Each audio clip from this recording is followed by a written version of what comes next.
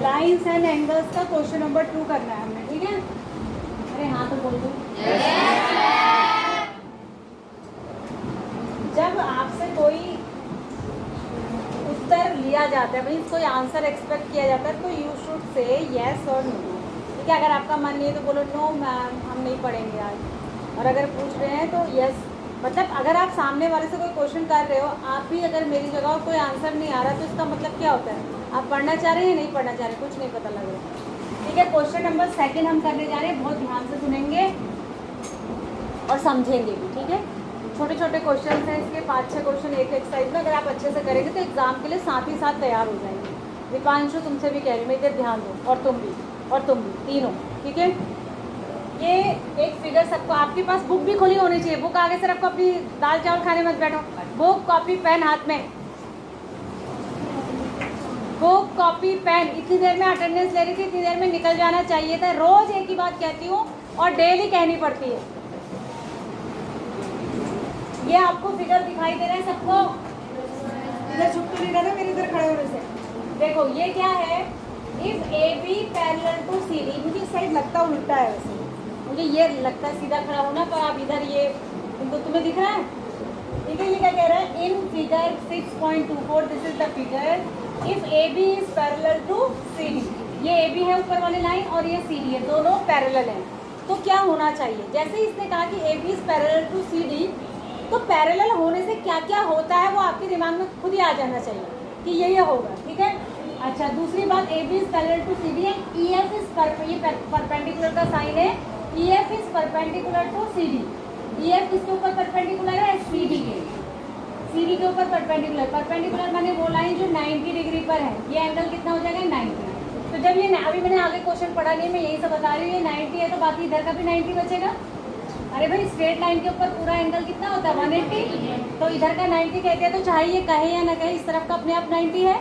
अच्छा, और जी E D, आप देखो जी ई डी कौन सा है? जी ई डी, ये जी है, ये ई है, ये डी है, ये वाला एंगल जी ई डी कितना है? 126 डिग्री। अब कितने सरल क्वेश्चन, बताओ इससे सरल कुछ हो सकता है? ये कह रहे हैं कि एंगल ए जी ई बता दो, ए जी ई कौन सा बता दो? ए जी ई, यहाँ देखो, ए ये है, जी कहाँ है? ये है, और ई ये है, ये वाला एंगल बताना है, जिसको मैं येलो कर रही हूँ, ए जी ई बताना है। भाई मुझे एक बात बता दो, थोड़ी देर के लिए आप इस लाइन को भूल जाओ, ये जो परपेंडिकुलर वाली लाइन है ना, इसको भूल जाइए, आप बस इतना याद रखिए, आप ये याद रखिए कि ये दो लाइन है, ठीक है? पहली लाइन का नाम क्या है? ए बी, और दूसरी का नाम क्या है? सी डी, और ये जो तिरछी वाली लाइन है ना, ये है जी। इतना ही याद रखो फिलहाल। तो ये जी ट्रांसवर्सल है, और इस एंगल को कितना कह रहे हैं? 90। और ये पूछ रहा है आपसे, बताइए कितना होगा? 126 होगा। कौन सा एंगल है ये? कल ही बताया था, अल्टरनेट एंगल। तो कंसेप्ट आपको याद है तो सब क्वेश्चन सरल है, ठीक है? तो आप क्या कहेंगे कि एंगल जो ए जी ई होगा वो लिखना पड़ेगा आपको, वो बराबर होगा किसके? एंगल जी ई डी के ही बराबर होगा, और होगा कितना? 126 डिग्री। कारण भी लिखेंगे आप ब्रैकेट में, अल्टरनेट एंगल। उसका पूरा नाम वैसे अल्टरनेट अपोजिट होता है, अल्टरनेट एंगल्स लिख देंगे तो भी काम है बस। अब इसमें बताओ कोई कैलकुलेशन है? कोई कैलकुलेशन नहीं, बस खाली देख के ही बताना है कि ये इतना होगा, ये इतना होगा, ठीक है? बात समझ आ गई? आगे बढ़े, चलिए आगे देखो। अब दूसरा एंगल देखते हैं। एक तो इससे ए जी पूछा, हमने बता दिया, सॉरी भाग गया, ए जी पूछा हमने बता दिया। अब पूछ रहा है जी ई एफ, जी ई एफ, भैया ये कितना है और ये कितना है? आप कोई बोलेगा नहीं। दीपांशु खड़े हो जाओ, दीपांशु ये है 126, ठीक है? और इतना है 90, तो तुम्हें इतना बताना है, ये भी 90 होगा, 180 होगा। Deepanshu you will stay in 9th class, ठीक है? तुम 9th से 10th में नहीं जाने वाले हो, मैं तुम्हें आज ही बता रही हूँ। मैं तुमसे कह रही हूँ यहाँ से यहाँ तक का एंगल 126 है, और यहाँ से यहाँ तक का 90 है, तो ये बस जो है इसको बताओ ये कितना है? अरे भैया ये यहाँ से यहाँ तक 126 है, इतना 90 है, तो ये बता दे कह रही हूँ 36 कैसे निकाला, उसका आधा, आधा मतलब जोर से बोल, आवाज निकाल मुंह से। 36 राइट आंसर है। आंसर राइट है, तुमने निकाला कैसे, लिखा हुआ तो नहीं है वहाँ, कॉपी में लिखा है, बुक में लिखा है, हाँ तो बस पता नहीं है, उसका आधा निकाला, इसका आधा निकाला। अब सोचो, मुझे बताओ, पूरी क्लास मुझे बताएगी क्या ये 10th में जाएगा? आप मुझे बताइए 10th में जाएगा? दीपांशु, मैं यहाँ से यहाँ तक 1 2 3 4 कदम चली, और फिर मैं यहाँ से यहाँ तक 1 2 कदम चली, तो बच्चे में कितने कदम हैं?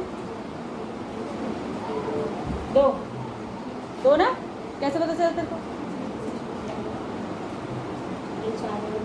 4 यहाँ 2 यहाँ से प्रिंसिपल रूम तक की डिस्टेंस मान लिया 50 मीटर, और यहाँ से जो है कार तक की डिस्टेंस मान लिया 30 मीटर। तो कार से प्रिंसिपल रूम तक की डिस्टेंस कितनी है? 30। मैं कह रही हूँ यहाँ से प्रिंसिपल रूम तक की टोटल डिस्टेंस 50 मीटर है, और यहाँ से कार तक की टोटल डिस्टेंस 30 मीटर है। तो कार से प्रिंसिपल रूम की कितनी हुई? 30 20 कैसे बताया है? 3 + 20। तो सेम मैं यहाँ पर भी कह रही हूँ कि यहाँ से यहाँ तक का एंगल 26 है, यहाँ से यहाँ तक का एंगल 50 है, तो ये कितना बचा पूछ रही हूँ, सॉरी 90 है, तो ये कितना बचा पूछ रही हूँ मैं तुमसे, कैसे निकालेंगे?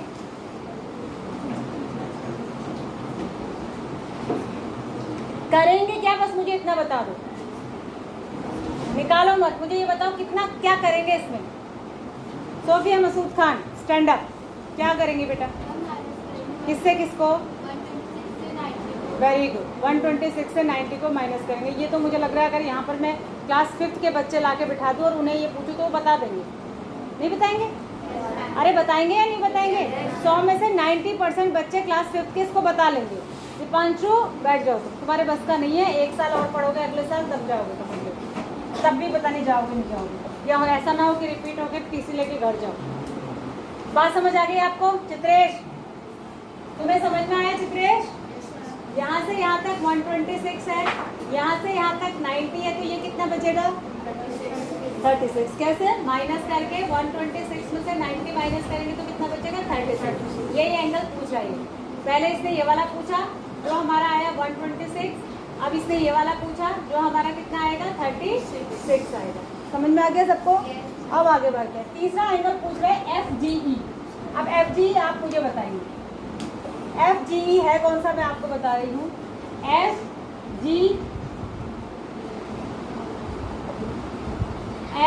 G और E, ये वाला एंगल, इसको कौन बताएगा? तुम खड़े हो भावेश। FGE कितना आएगा और कैसे आएगा? FGE कितना आएगा और कैसे आएगा? ये मैं कोई आश्चर्यजनक बात पूछ रही हूँ क्या? जैसे ही हमें कोई एंगल पूछा जाता है हमारे दिमाग में कुछ तो चलना चाहिए कि ये इतना ऐसे निकालेंगे। तुम खड़े हो प्रिंस, FGE कितना आएगा प्रिंस?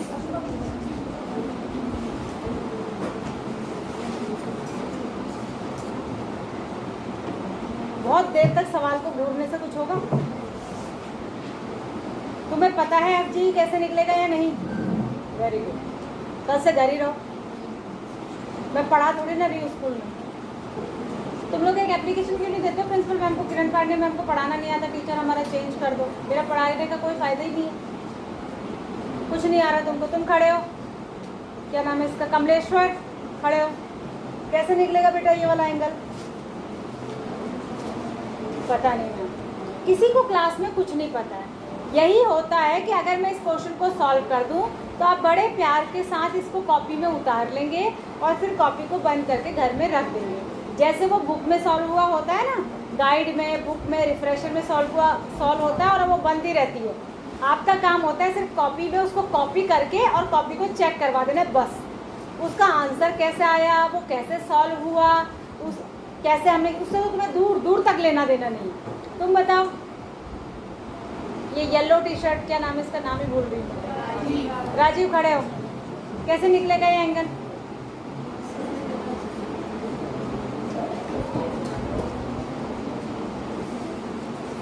तुम बता कैसे निकलेगा?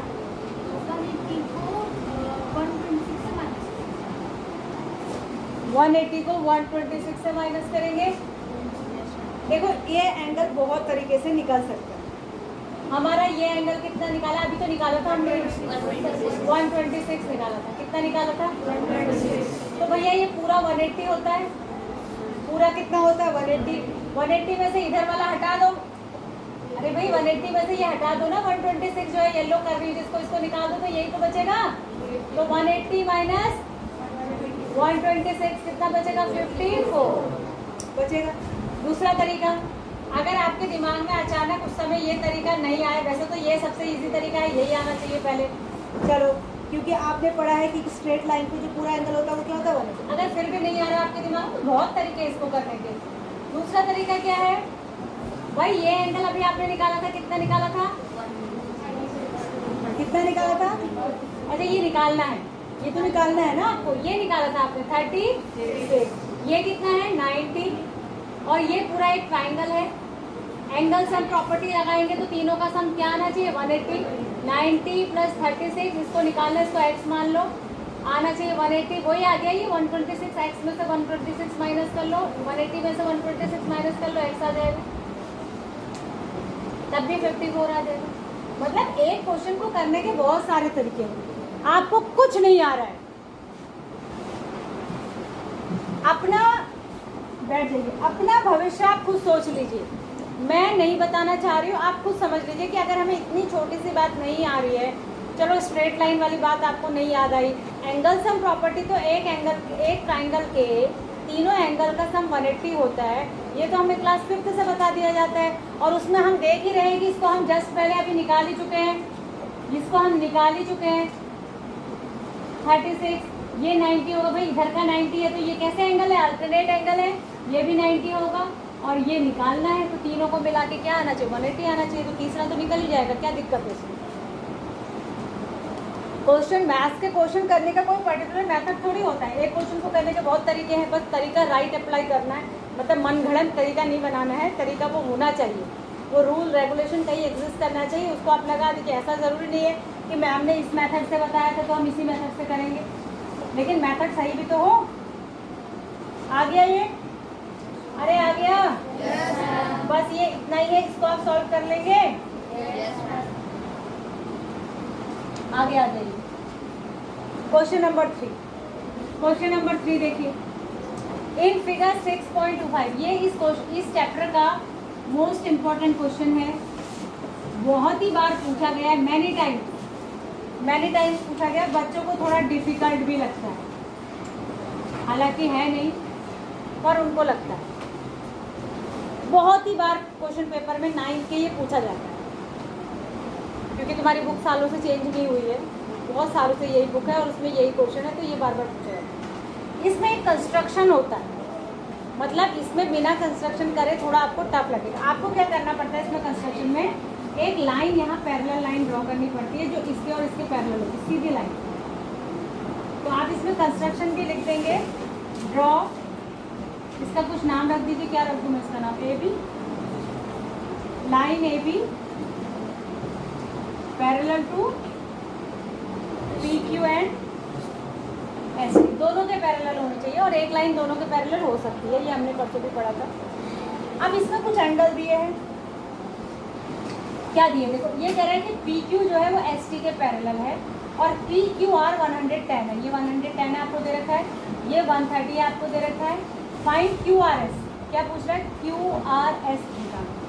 इससे सरल क्वेश्चन शायद ही कोई होगा, पर अगर बच्चे ये बात भूल जाए, ये बात उनके दिमाग से टप जाए, निकल जाए कि हमको एक लाइन यहाँ ड्रॉ करके देखनी चाहिए, दिख रहा है तुमको? तो ये क्वेश्चन वो एकदम से नहीं लगा पाएंगे एग्जाम। क्या है कि इसको भी थोड़ा आगे बढ़ा देती मैं, लाइन जैसी लगे, इसको भी थोड़ा आगे बढ़ा देती, लाइन जैसी लगे, ठीक है? ये कितना है बेटा? और ये ट्रांसवर्सल हुआ, तो तो 100 ये कितना होगा, ये दोनों कैसे एंगल हैं, अल्टरनेट इंटीरियर एंगल है, इनका सम कितना होता है 180। 180 में से अगर एक 110 है तो दूसरा कितना होगा 70, तो ये कितना हो गया 70, कितना हो गया ये 70, ये 70 हो गया। सेम इधर ये 130 है तो ये कितना होगा 50 होगा, दोनों का सम कितना होता है 180।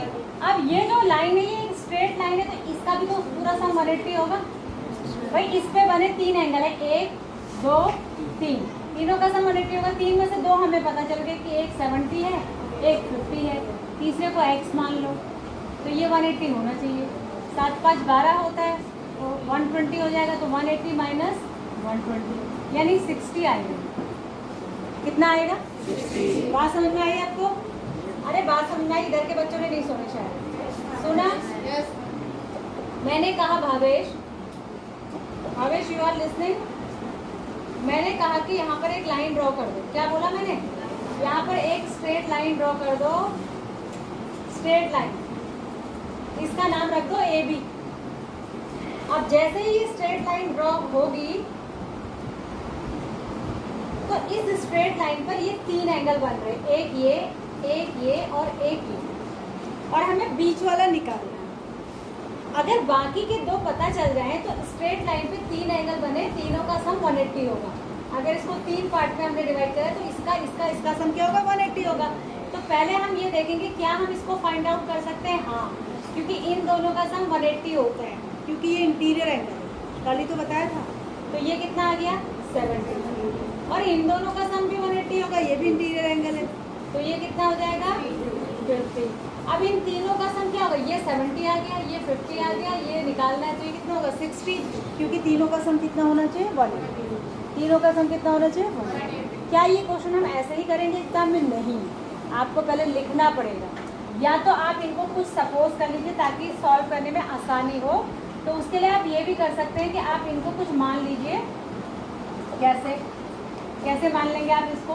ये आपने लाइन ड्रॉ कर दी तो इनका कुछ नाम रख दीजिए, थोड़ा इजी हो जाए लिखने के लिए। इसको मैं कह देती हूँ एंगल 1, इसको मैं कह देती हूँ एंगल 2, इसको कह देती हूँ एंगल 3, वरना मुझे एंगल का नाम 3 अल्फ़ाबेट में लिखना पड़ेगा, उससे बचने के लिए मैंने ये करा। मैंने कहा कि angle Q plus angle 1 equal to होगा 180। कारण भी लिखूंगी, क्या कारण है? इंटीरियर एंगल, इंटीरियर या को इंटीरियर या इंटीरियर, क्या लिखी मैंने, स्पेलिंग गलत लिखी, RIOR होती है, इंटीरियर अपोजिट एंगल। ठीक है, मैं बहुत बार गलत लिख देती हूँ, ध्यान देना। ठीक है, आप सही लिखना। I am not language teacher, I am mathematics teacher, तो मैं गलत भी लिख देती हूँ, आप ध्यान देना कि आप सही लिखें। तो ये है 110 डिग्री, 1 को 1 लिखेंगे, 180 को 180, तो एंगल 1 इक्वल टू आ जाएगा 180 माइनस 110 इक्वल टू 7। मेरा मतलब कहने का क्या है, मैं ये बात क्यों बता रही हूँ कि जैसे मैंने कहा ये 70 हो जाएगा तो आप डायरेक्ट नहीं 70 लिखाएंगे वहाँ। भाई आप ये मान के चलिए कि एग्जामिनर को कुछ नहीं आता, तो ये 70 आया कैसे वो आपको करके दिखाना पड़ेगा। बात समझ रहे मेरी? अगर आप खाली उसको 70 लिखाए, उसको 50 लिखाए, फिर तीनों का सम मिला के 180 करके इसको 60 निकाला है तो आपको पूरे मार्क्स नहीं मिलेंगे। अगर 3 नंबर का क्वेश्चन है तो आपको 1 से 1.5 नंबर ही मिलेगा। तो इसमें तीनों स्टेप आपको करके दिखाना है, ये निकाल के दिखाना है। फिर ऐसे आप इधर कहेंगे कि एंगल S प्लस एंगल 2 भी कितना होगा 180 होगा। इसमें भी आप लिखेंगे कि इंटीरियर अपोजिट एंगल्स है ये। फिर आप लिखेंगे एंगल S 130 है प्लस एंगल 2 इक्वल्स टू 180, तो angle 2 equals to 180 minus 130 equals to 50 degree. फिर आप कहेंगे कि नाउ एंगल 1 प्लस इसको क्या क्या रखा है मैंने 3 प्लस एंगल 3 प्लस एंगल 2, ये क्या होगा 180। इसमें आप लिख देंगे लीनियर पेयर, वैसे तो ये लीनियर ट्रिपलेट है, लीनियर पेयर ही कह दो, पेयर माने वैसे जोड़ा होता है। इसकी वैल्यू रख देंगे, इसको ऐसे ही रखेंगे, इसकी वैल्यू रख देंगे इक्वल्स टू 180, तब जाके angle 3 equals to 180 minus 120 equals to 60 तब आएगा। इतना कुछ करेंगे तब आप 3 नंबर पाएंगे। बात समझ आ गई? ठीक है, कहने का मतलब ये नहीं कि मैम ने ऐसा समझाया कि ये 70 ये 50 ये 60, ऐसे नहीं करना। वो तो मैं आपको शॉर्टकट में खाली समझा रही हूँ। ठीक है, एग्जाम में तो आपको पूरा सॉल्व करके अच्छे से करना। समझ आ गया क्वेश्चन?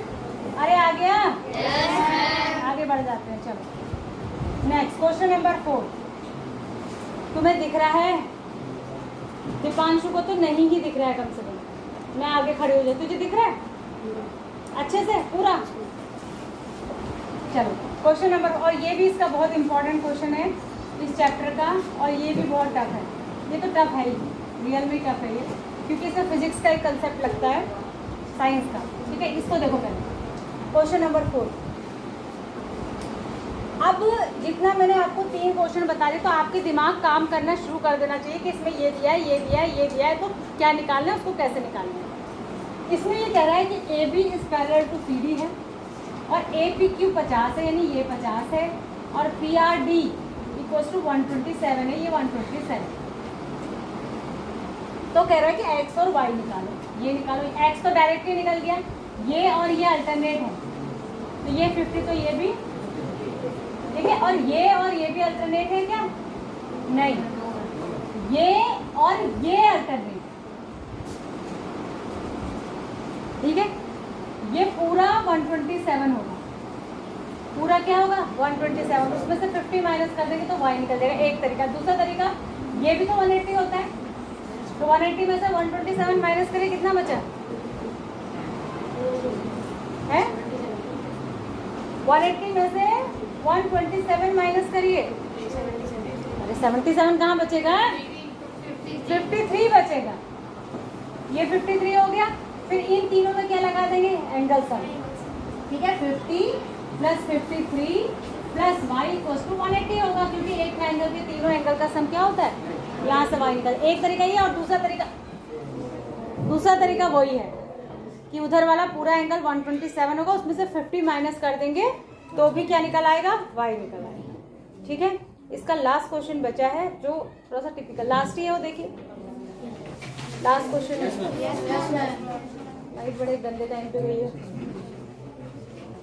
आज मेरे 2 पीरियड है तुम्हारे यहाँ? अच्छा, मेरे बगल में 2 पीरियड है, हम उनको 2 पीरियड क्या पढ़ाऊंगे, क्योंकि बिना बोर्ड के 2 बजे लगता है ना पीरियड, 2 बज गया है वैसे।